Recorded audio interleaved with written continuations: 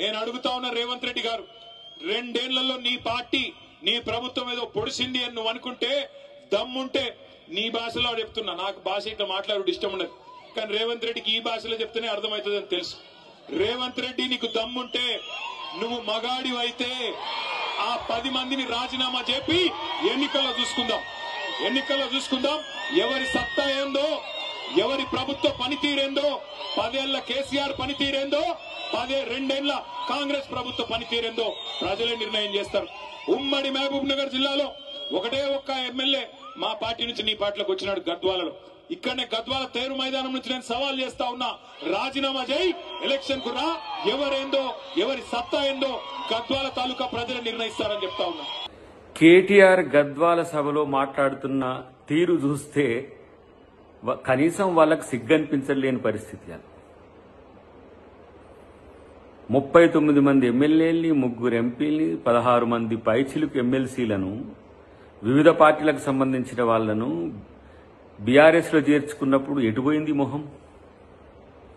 మాట్లాడితే దమ్ముంటే రాజీనామా చేయించు, మగతనం ఉంటే రాజీనామా చేయించు అంటున్న కేటీఆర్, మరి ఆ రోజు మీకు మగతనం దమ్ము లేకుండా ఇంతమంది జాయిన్ చేసుకున్న రోజు మేము 10 మంది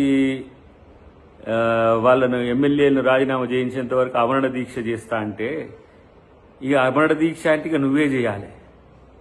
ఎందుకంటే గతంలో కేసీఆర్ గారు ఎట్లా ఆమరణ దీక్ష చేసిందో గట్టనే ఉంటుందేమో నీది కూడా.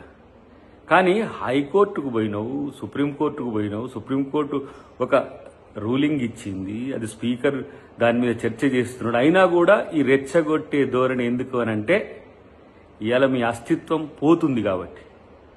తెలంగాణలో కనుమరుగవుతున్న బీఆర్ఎస్ పార్టీకి నేను నాయకుడిని అనుకుంటే అది నీ భ్రమ. గాని ఇలా తెలంగాణలో మీ పార్టీ పరిస్థితి ఎంత ఘోరంగా ఉందో కనీసం తెలుసుకో. మాట్లాడితే ఈరోజు మీ మాటలన్నీ కూడా తెలంగాణ ప్రజలను రెచ్చగొట్టే విధంగా ఉన్నది తప్పితే ప్రతిపక్షంగా మీ నాయన ఫెయిల్యూర్ అయినరు. ఇలా బీఆర్ఎస్ పార్టీ నాయకుడిగా నువ్వు ఫెయిల్యూర్ అవుతున్నావు. ఇంకొక వైపు హరీష్ రావు పార్టీ నుంచి ఎల్లగొట్టిన తర్వాత కవిత చేసిన ప్రశ్నల మీకు దగ్గర సమాధానమే లేదు. కానీ తొడగొట్టి మగతనం గురించి మాట్లాడితే ఇలా మగాడు కాబట్టి రేవంత్ రెడ్డి గారు ఇలా మిమ్మల్ని ఓడగొట్టి ఫామ్ హౌస్లో ఒకరిని, బజార్లలో ఒకరిని, ఇలా పార్టీలే లేకుండా మీకు మీరే దిక్కు లేని వాళ్ళైన పరిస్థితి మీకు ఆలోచించుకుంటే మంచిది. కాబట్టి ఇలా మీరు శుద్ధపూస మాటలు మాట్లాడితే, ఇంకేదో మేమేదో నీతిమంతులం అనే మాట మాట్లాడితే తెలంగాణ సమాజం మిమ్మల్ని పట్టించుకోరనే అంశం మీకు తెలిస్తే మంచిది.